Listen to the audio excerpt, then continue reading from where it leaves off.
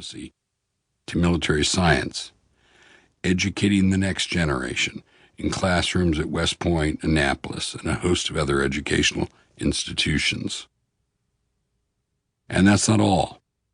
The list also includes thousands of doctors and nurses who operate one of the world's largest systems of hospitals and clinics, providing unmatched care to those who serve our nation, as well as hundreds of the world's shrewdest cyber warriors engaged day and night in keyboard defense against shadowy hackers from around the world, Russia, China, North Korea, and right here in the United States. It includes shipbuilders, aircraft designers, chip makers, troop trainers, and other private sector workers in a defense industry that employs as many people as the Department of Defense itself does. So vast is the D.O.D., and so multifarious are its missions, that it dwarfs most institutions on Earth. The D.O.D. owns and maintains more than 30 million acres of real estate, an area larger than the state of Pennsylvania.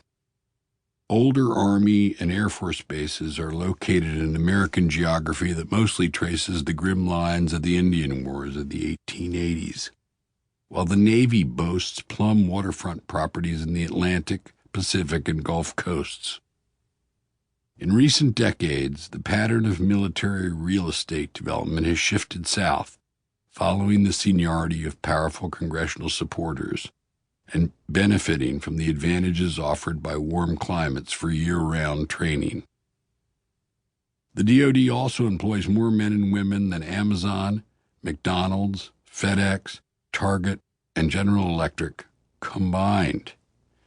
It conducts more research and development than Apple, Google, and Microsoft, again, combined.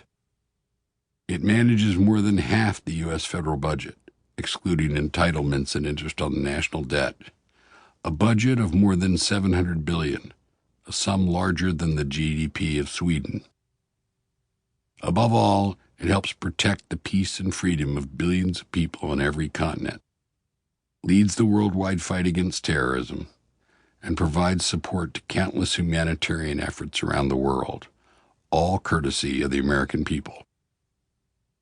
Although that Wednesday morning was the first time I'd spent the day sitting at Pershing's desk, it was far from the first time I'd been in the Secretary's office.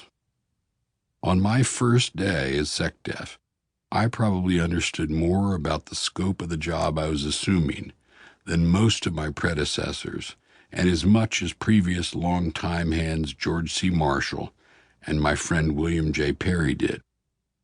This was not because of any special brilliance on my part, but simply because I'd spent 30 years of my life getting preparation for this assignment, working in and around the Pentagon at almost every level of its vast bureaucracy. Unlike most of my predecessors who had lots of valuable experience, though not within the Pentagon itself. Over the decades, I'd come to learn a lot about the complex and enormously consequential work of the Defense Department, how it calls upon the talents of a remarkable array of men and women, and impacts the lives of countless people around the world. After serving in a series of D.O.D. positions dating back to 1981 in the Reagan administration, I'd held the number 3 job in the Pentagon, sometimes described as the Weapons and Technology Czar. Later, I filled the number 2 job as Chief Operating Officer of the D.O.D. So when I was asked to be SecDef, I was pretty well prepared on day one. I knew what I wanted to accomplish.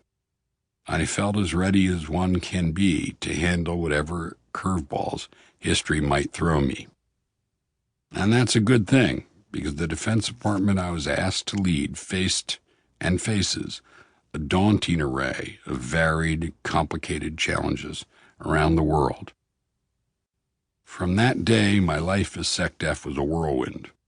A typical month included a wild assortment of activities, travels around the globe to meet with military leaders, ministers of defense, and heads of state from the countries on every continent, including longtime allies of the United States and potential adversaries. Speeches before audiences of diplomats, historians, scholars, and journalists.